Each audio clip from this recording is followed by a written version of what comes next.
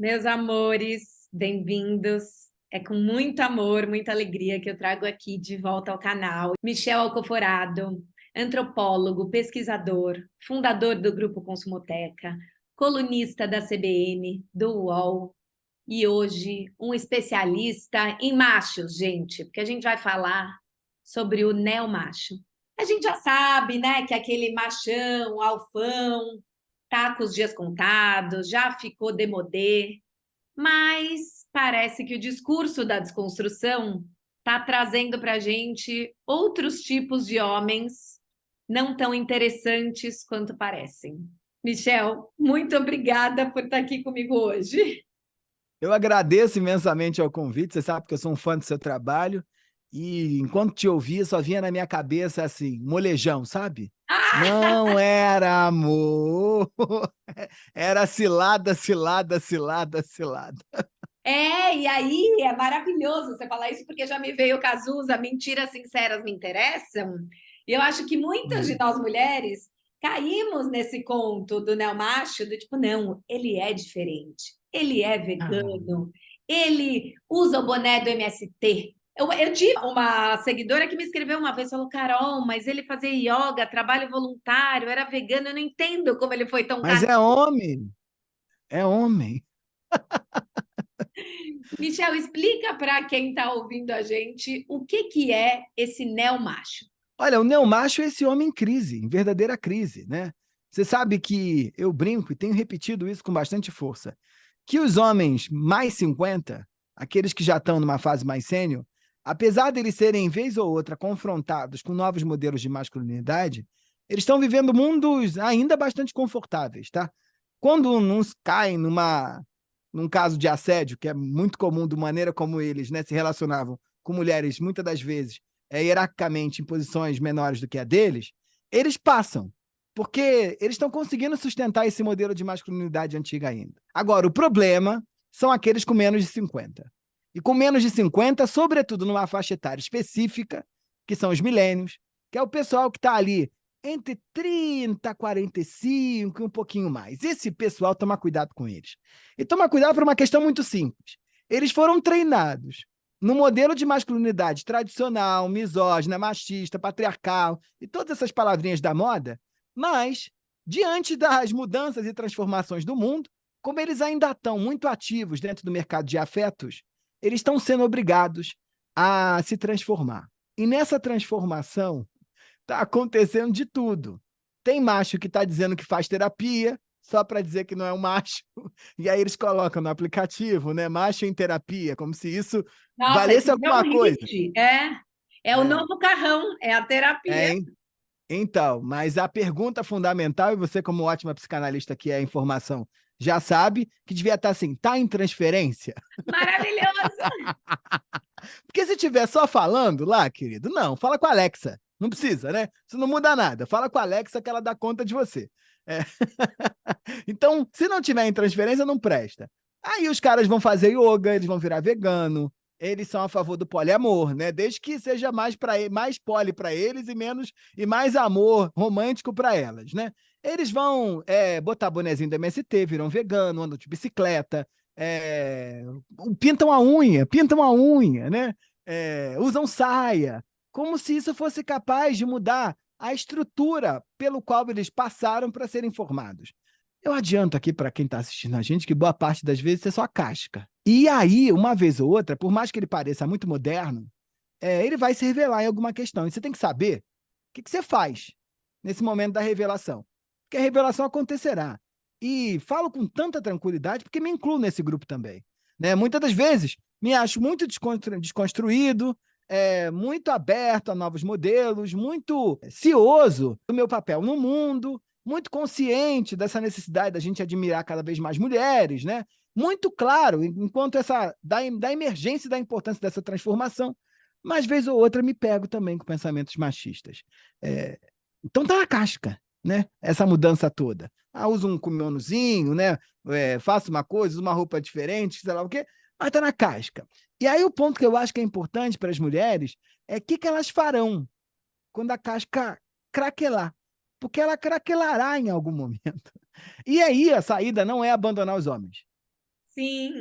Até porque a gente sabe que isso não é uma questão de escolha, né? E nem vilanizar, né, Michel? Outro dia eu até fiz É. um vídeo, um texto que foi polêmico, porque a Lourdes Maria, filha da Madonna, deu uma Uhum. declaração de que era uma maldição gostar de homem hétero. E aí já Hum. foi a mulherada toda, que eu falo que tem uma legião de doídas venceremos. A gente se une Hum.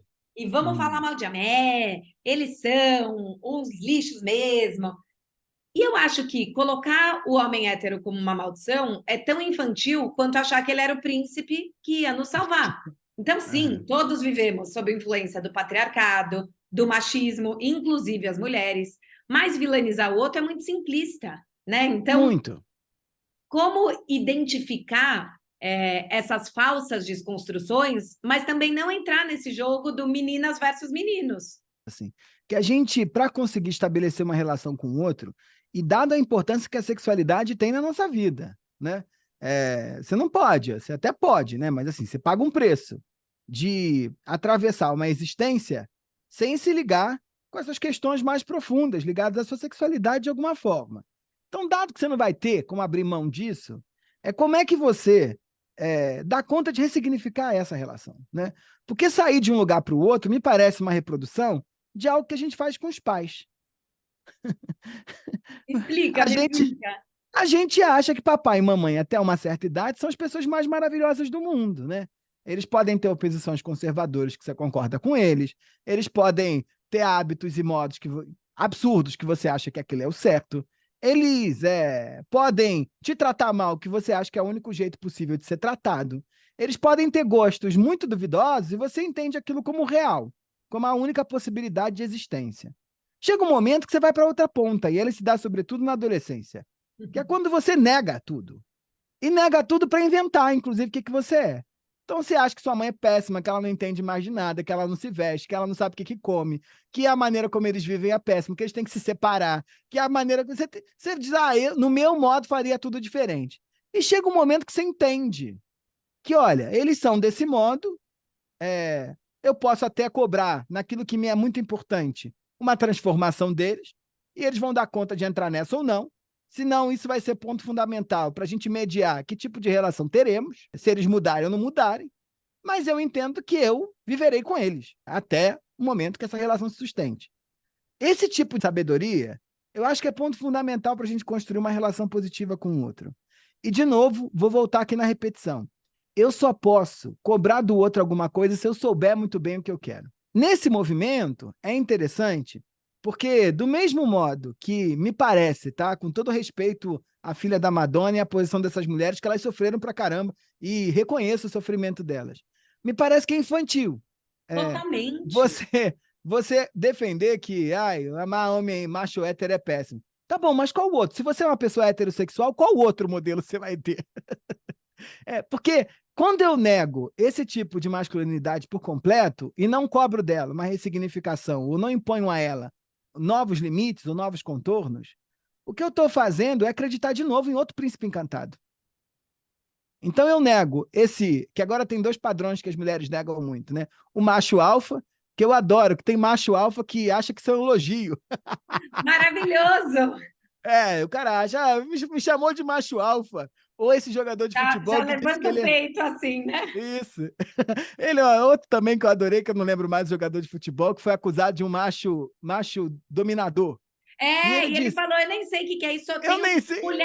tenho mulher e filhas. Como é que eu posso ser um macho dominante? Eu adorei, porque a minha vontade era mandar uma mensagem para ele dizendo: querido, se você não sabe, o nome disso é ignorância, não é que não existe. Põe no Google, amigo. Tem um negócio que chama Chat GPT, ele responde até rapidinho melhor. Era simples, né? Então você cai nesse lugar do macho alfa que eu nego, e você nega outro que é o esquerdomacho, que é terrível também, né? Que é esse do bonezinho, da camisa, vegano.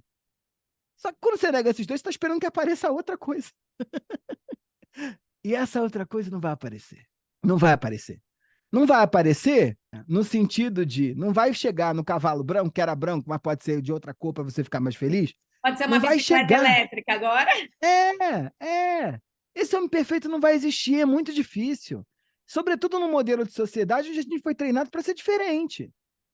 E para a gente ter essa discussão mais madura, Uhum. quais são os traços da masculinidade que você percebe que são mais difíceis de desconstruir embaixo dessa casca, que ainda estão presentes? Eu adoro o trabalho de um antropólogo brasileiro chamado Rolf Malungo. Ele é um grande estudioso da masculinidade e ele vai dizer que a masculinidade brasileira está pautada em 3 pontos fundamentais.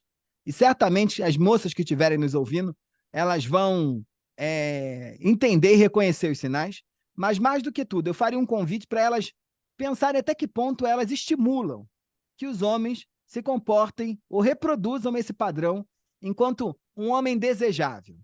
Um primeiro ponto, e eu acho que certamente moças também ajudam nesse processo, porque quando os homens fogem desse padrão, elas questionam, inclusive, a masculinidade deles. Sim. Ah, amiga, falta alguma coisa ali, não tem uma pegada, não tem um troço. Eu nem sei, acho que ele é gay.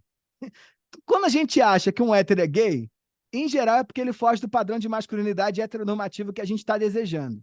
E aí, quando você cobra desse cara, que é diferente, que ele se enquadre, você está reproduzindo machismo. Muito, eu vejo que tem essa ideia de virilidade, Isso. segurança e força, que são pontos machistas, né? Eu vejo muitas mulheres incomodadas porque os caras são mais femininos.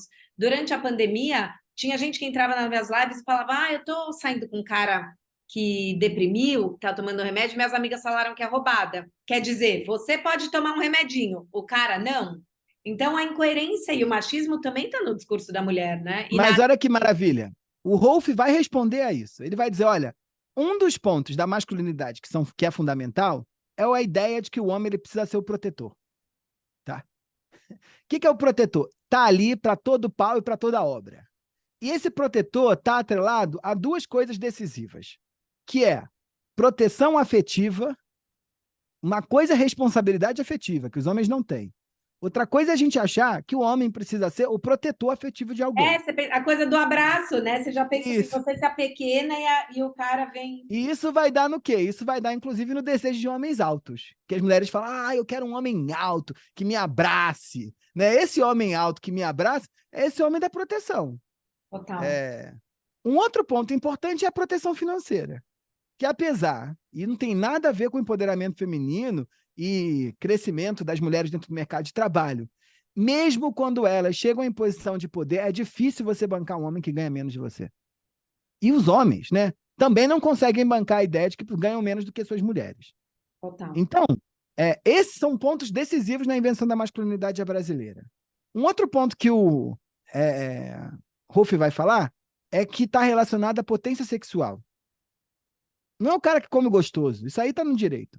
Eu estou dizendo de um cara que tem potência sexual, ou porque o falo dele é muito grande, e essa ostentação, que eu acho ridícula. Tá? Ah, essas conversas. Ah, o pinto do fulano é grande, é pequeno, não sei o que lá. Tem que saber usar. Isso aí também reproduz essa masculinidade tóxica. Tá?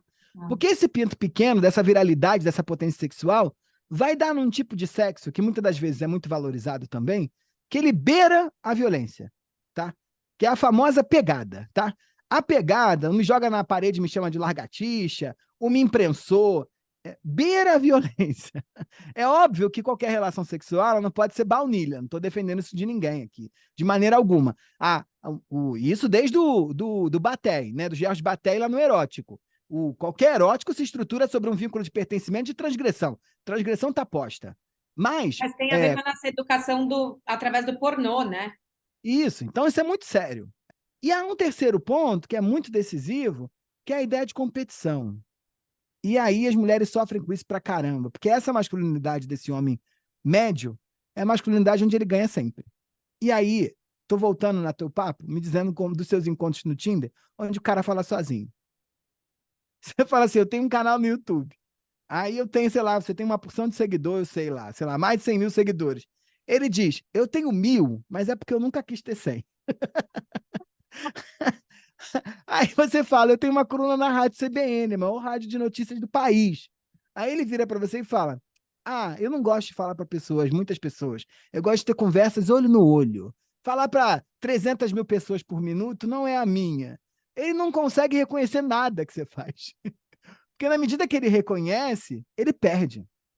Isso atravanca os relacionamentos entre homens e mulheres, sobretudo dentro de contextos onde mulheres não querem mais perder sempre. É. Que é o modelo que a gente está vivendo hoje, que é diferente da minha avó. Só que, ao mesmo tempo, a gente ainda se pega nessa insegurança no lugar, né, que a própria Valesca Casanello fala ela fala, os homens aprenderam a amar muitas coisas e as mulheres aprenderam a amar os homens, e que a gente está nessa prateleira. Então, você não quer perder, mas você quer ser tirada lá antes que você vire um produto perecível e ali vencer a validade. E aí você topa, né? Você faz uma vista grossa e você fala, não, realmente, né? Será que eu, falando para muita gente, estou me expondo? Eu devia ser mais comedida, como ele está colocando. Então, a gente se pega, né? No, todo esse É. empoderamento, de repente, você volta a ser mulherzinha em algumas questões também. E eu acho que esse cenário se acirra ainda mais com a maternidade. Tem uma antropóloga francesa chamada Elisabeth Roudenisco. E ela foi entender por que, na boa parte das sociedades humanas, a gente tem essa disparidade de poder entre homens e mulheres.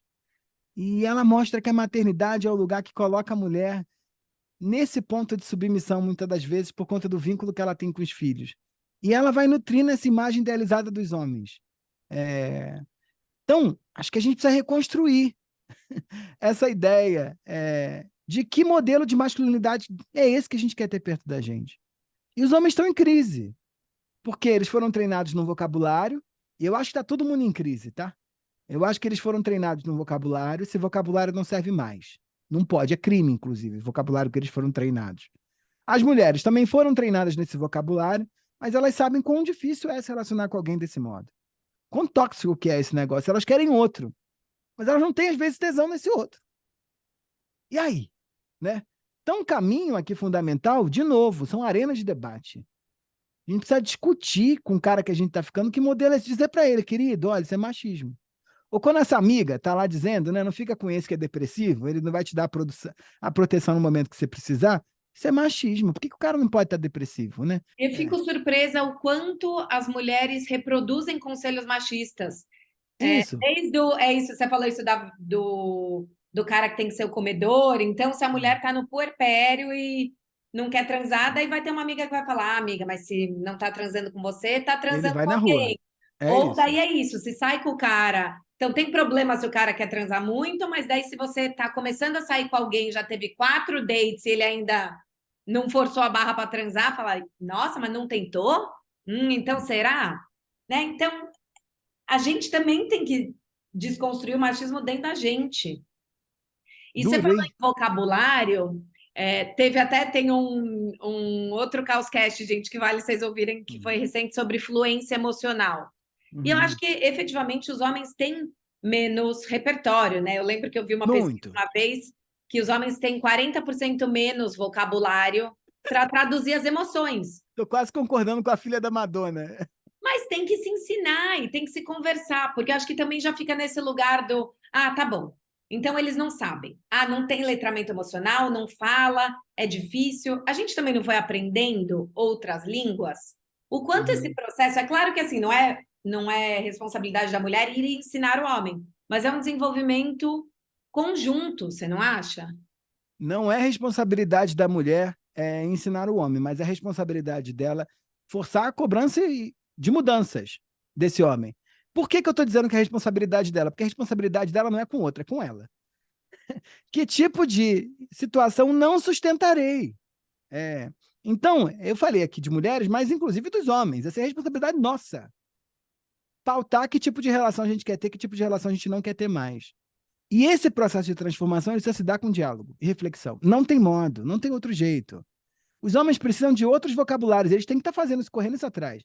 De outras formas de inventar sua masculinidade, de se sentir macho, de ter potência sexual.